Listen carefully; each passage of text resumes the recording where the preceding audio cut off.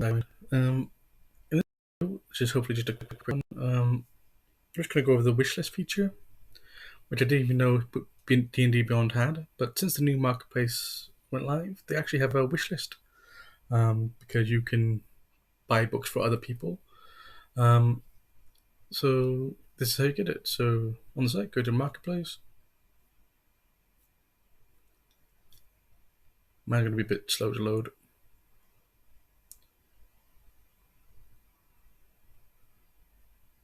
Going to have to. I should be signed in. Don't know why.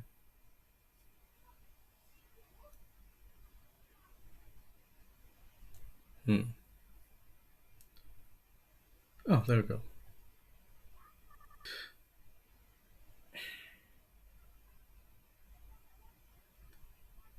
Come on. There we go.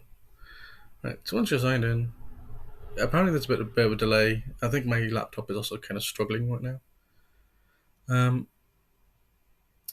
Click on your account here, go to my wishlist.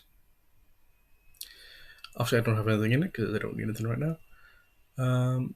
By default, it will be private, but if you want to share it publicly, check this thing here. Just see it says set to public. This goes gray. And then it's just a case of giving them the link. If you click this will let you email it directly to someone, or you can just go to copy link, which will show it there. If I go to a different tab, ad blocker, yay.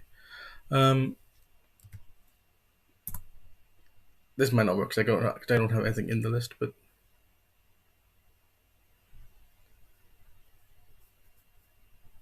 yeah. So there's nothing to show there because there's nothing added to my wish list, but that's it. You just get the link and then you just give it to people, and that's just how it is. How do you? Hope it helps. Thanks.